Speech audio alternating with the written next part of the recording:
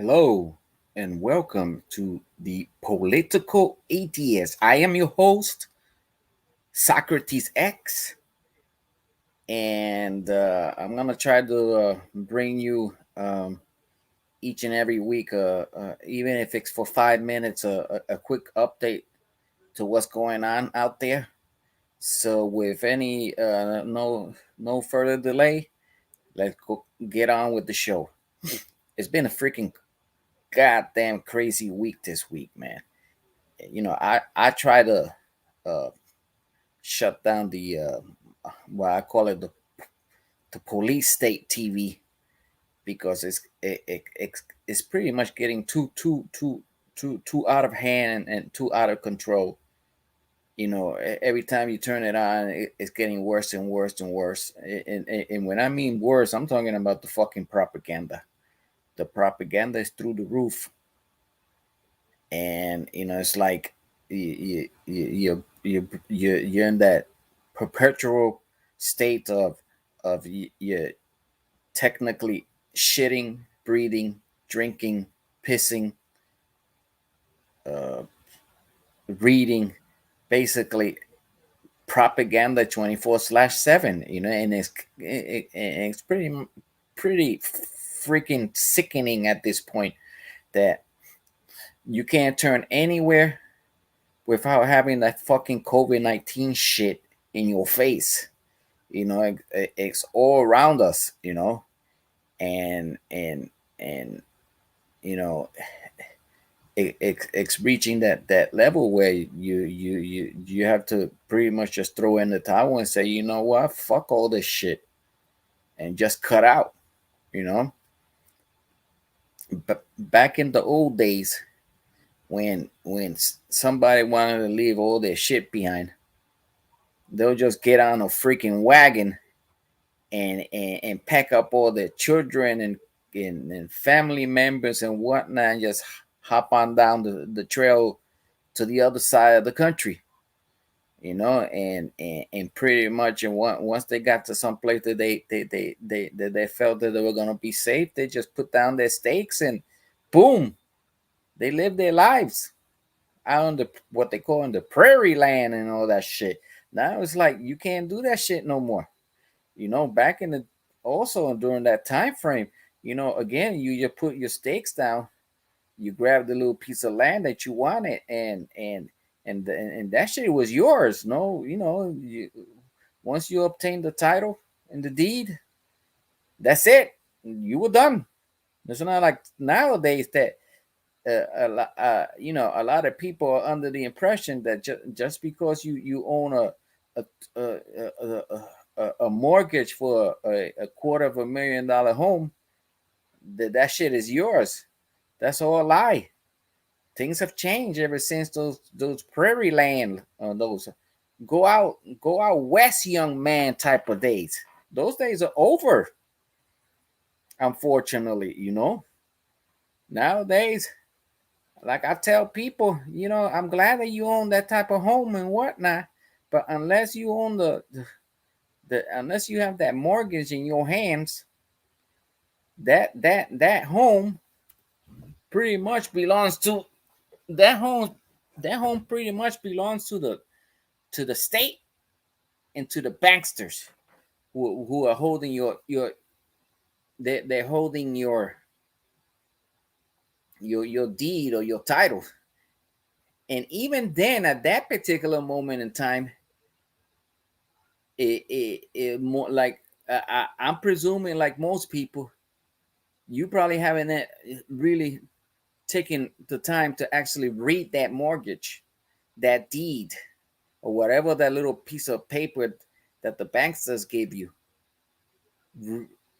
trying to confuse you into believing that home actually is yours. Many times, a lot of these homes don't contain the what they call the mineral rights of the home, which are basically whatever's underneath your home that belongs to someone else, and a lot of people don't know that.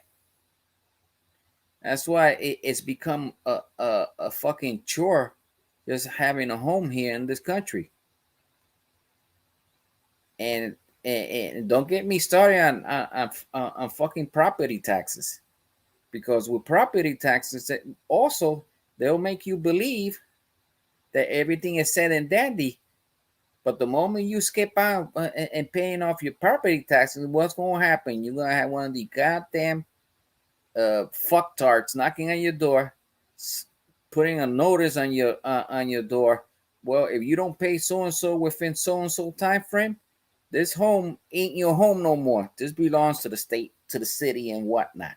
So once again, it's not yours.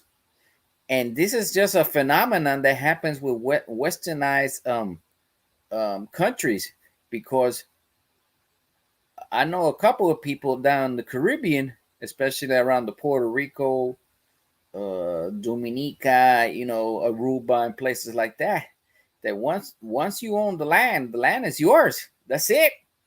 You put a nice home on it, it and that's it. You don't have to worry about no property taxes and none of that shit.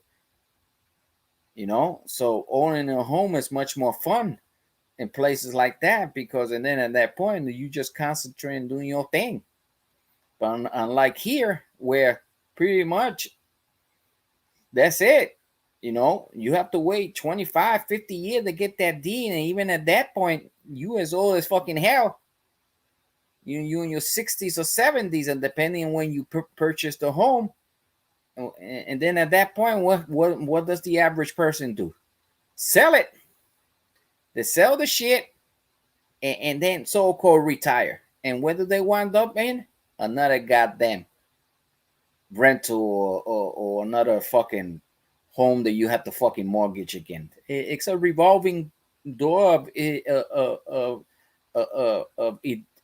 being an idiot, if you ask me. So, the reason why I bring this up is because, I don't know about you, but I'm finding myself in that state of mind where, you get paid, and as soon as you get paid, you got like all these invisible hands just fucking grasping at you. Oh, we want our money for your credit card. We want our money for the electricity. We want our money for the cable. We want our money for the telephone bill. We want our money for this and that and that and that and that. And it's like, to me, it's just a fucking ginormous turnoff even working anymore. And see the powers that be, they slick, because they'll turn around and state that it's just laziness on your part why you don't want to fucking work. But that's not the point. The point is that you bust your ass and you're working hours and hours at a time. You leave at fucking 5 o'clock in the morning and you don't return back until 5 o'clock in the afternoon. Your whole fucking morning, your whole fucking afternoon.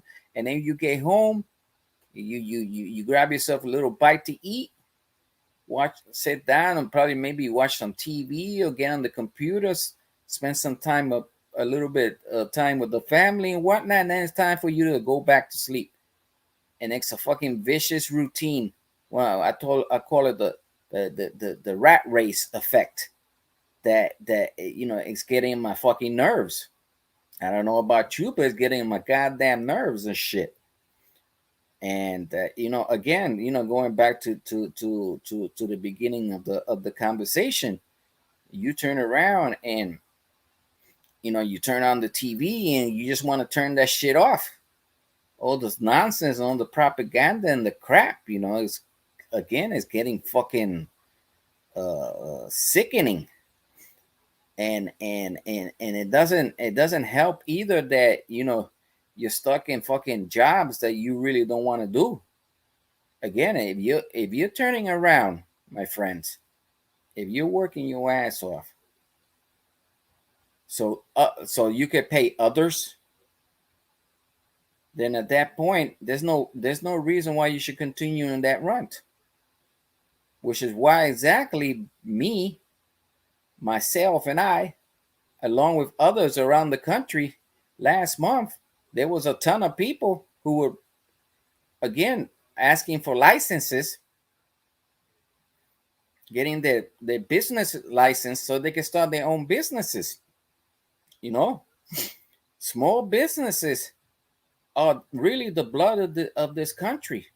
The powers that be will make you believe it's the fucking IBMs and the fucking Walmarts and the goddamn fucking Exxons and all these corporations, that those are the ones you have to be kissing ass, and worshiping, and literally at the mercy of, for your livelihood. No, no, no, no, no, no, no, no, no, no, no, no. I've learned the hard way that that's just pretty much just bullshit. Um, and speaking of work, I don't know if I'm just in my little corner neck of the woods, but you know, I for one, as I mentioned before, I had my little business license which I acquired, and I'm planning on taking a good advantage of that because I'm starting, doing my thing and trying to set up a little small business here, a little small business there, and promote, find the time to promote to sites and whatnot. And you know, I and they say that when you embarking in this type of journey of self perseverance and self reliance, you still have to maintain some type of, sorry about that, my nose is itching, uh, that you still have to keep a little bit of that rat race at arm's length while you embarking in that journey, which basically means being stuck with that bullshit job. So I've been going out there, putting my feeders, trying to get myself a little part-time job where I can make enough money to take care of all the bullshit that I need to take care of. So that way I could concentrate on my business. I'm making my little chump change for myself and my family. And I've had no luck. I'm pretty much fucking stuck doing the same bullshit over and over again. Yeah, you applying for these positions and whatnot, and they're turning around telling you, no, that job was already filled. I said, what you mean? What the hell are you talking about? You speak with these idiotic recruiters. They don't know shit about nothing. You talk to one, they're telling you, no, that's not my area expertise and whatnot. Well, then, you know what? If that's the case, why the fuck are you calling me? Well, you turning around and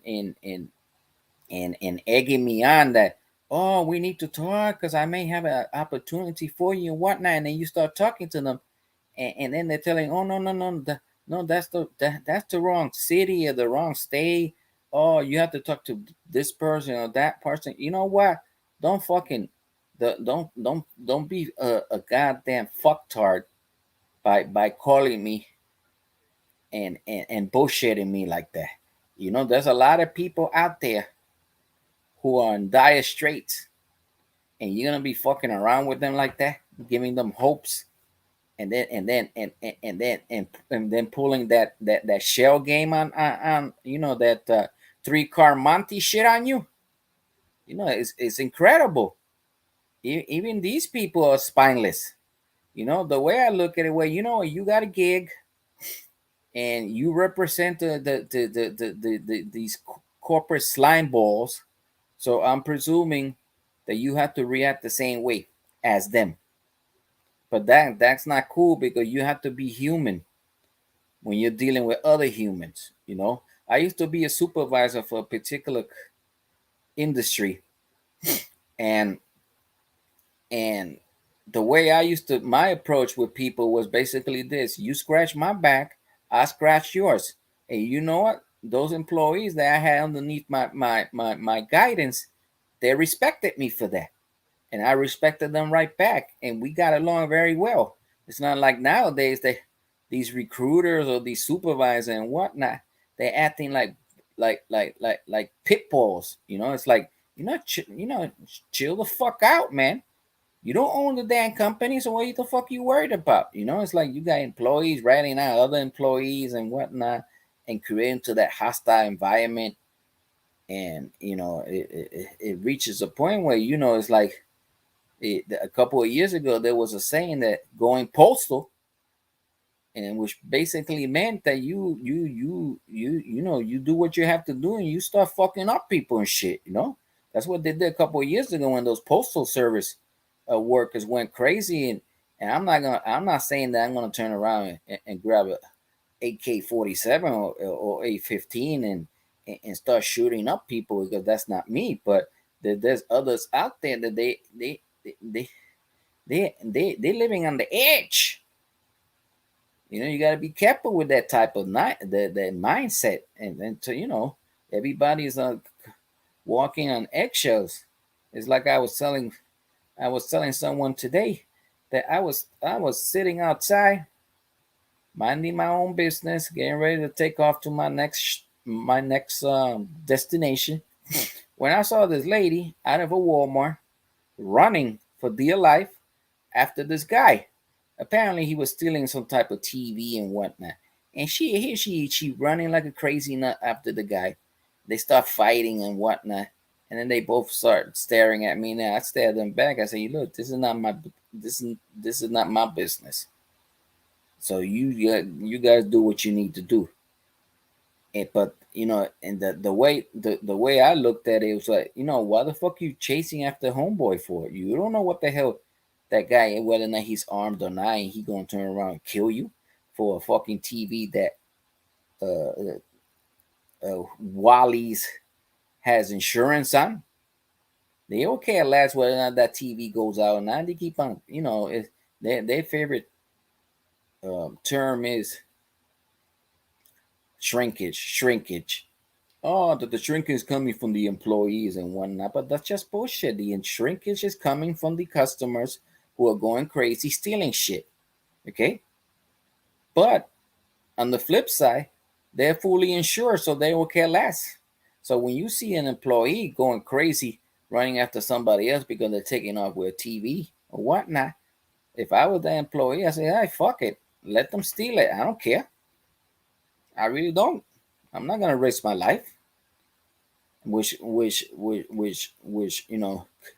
comes to my mind. A couple of years ago, I used to be a security guard at a particular department store that starts with a W and ends with a T. And there was an occasion where this guy went. He came out running out of the store, and I guess the security people started chasing him. All he had was a fucking container of milk, and that they chased that man to the highway. And it's like they radio me, telling me, "Hey, Mike, we got a code, whatever. We need you to come out here." So what happens? They cornered them. They took him to the edge, and there was like a highway, and that man went crazy, and he whipped out some a rusty 12-inch knife. I don't know where the hell he was hiding that, because he was fucking running like a demon out of hell. And he pulled out that knife. I don't know where the hell he pulled it out from, but it was all rusty and whatnot. And you got the supervisor yelling, "Hey, Mike, help us, help us!" And I'm looking at them and saying, "Nah, hell no, I'm not risking my life for this bullshit.